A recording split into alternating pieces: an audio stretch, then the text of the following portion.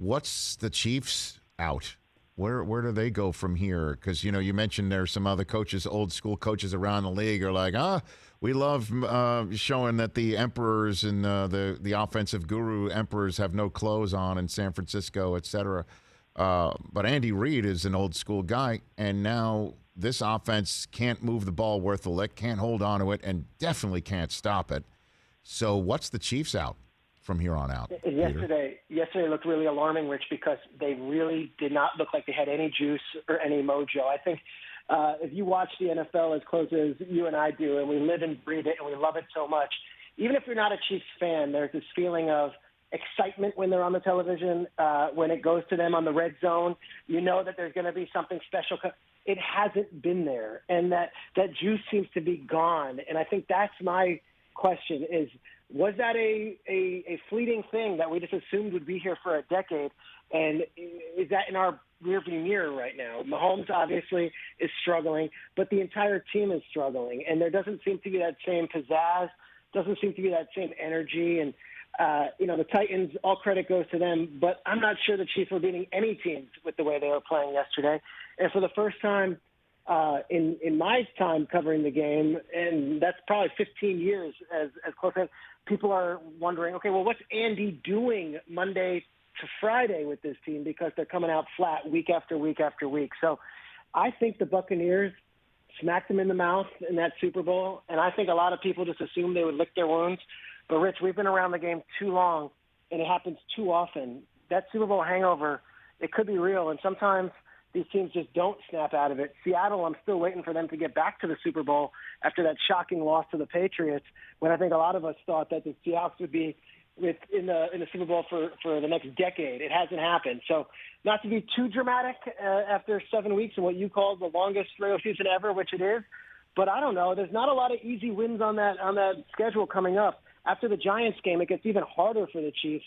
And I'm not sure this is going to be such a no-brainer that we'll see them in January. So much to talk about here with you, Peter Schrager. So a few more minutes left with you. Let's talk about a team that is surprising everyone right now, and an offensive guru at the head coach, the Cincinnati Bengals. How for real is this team, do you think, Peter? I think very, very real. They beat the Texans, but they beat the Texans like 26 points, and that game was really a runaway once they got the lead. I love what Steve Keim did this offseason, the general manager, in that he very deliberately saw a need for this team, and I spoke with him at length over the offseason, and I kind of came at it with a cynical view, and maybe I shouldn't have. I'm like, J.J. Watt, A.J. Green, is this retirement community or what is this? And we spoke in August when I went there for our Back to Football stuff for the NFL Network, and Keim was like, no, we looked at each room and we thought, can we get a little better here, a little better there, but also who's the leader in the locker room, who's the leader in that position group. So you go up and down the roster. I think, Kyler's having his MVP year. I don't think it's any coincidence that Colt McCoy was added and has been a real good voice and sounding board for him. Matt Prater's the kicker now. They used to lose sleep over who was going to kick field goals and whether they were going to be able to hang on in the end. Prater's a veteran. You go right down that list, Rich, and it's J.J. Watt, it's Chandler Jones, it's Rodney Hudson, it's A.J. Green. These are guys who have done it in the league. And, yes, Kyler is going to get the headlines, and DeAndre Hopkins is going to be special. He always is. But they are built as a team, top to bottom, with young stars bookended by veteran talent. And that was very deliberate by the front office. Kingsbury's doing a nice job, and Kyler's having an MVP candidacy. But what they did this offseason to add those voices that are really replacing Larry Fitzgerald's voice, which was so omnipresent for the last 16 years. I think there's a testament to that with how you build a roster. And, hey, when this happens, when this goes wrong, who is going to be that veteran voice that will lend some wisdom and some I've been there before? J.J. Watt and A.J. Green have been really good players, too. It's not just what they do in the room and the position groups.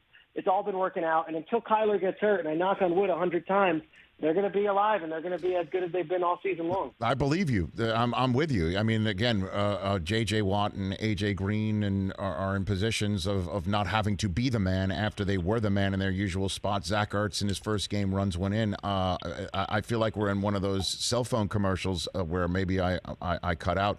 I said Bengals, not Cardinals. How for real are the Bengals? It's all good. So I'm an offensive guru. I know that. So is the Bengals head coach. So how for real are the Bengals, Peter? Can we take two? Can we try that again? It's all good. It's all good. It's all good. Gosh, yeah. Got some egg on my face. No, it's all good. They came into that game and said CBS. Interesting. 17% of the country got a 4-1 Bengals team versus a 4-1, whatever the records were. Only 17%. I think that kind of gives you a litmus test on what the country was thinking about the Bengals beforehand. Most of the country got Chiefs Titans nationally. And I don't think we're ever going to deal with that again this season with the Bengals. They're really fun. They're really good. And that game was up in the air. In the second half, they went into a place where they have been really bad the last few years. Lamar obviously has never lost to the Bengals. We talked about that all week long. And they smacked them around. They put up 520 yards of offense in Baltimore, in the bank where they don't lose. The Ravens very rarely lose regular season games there.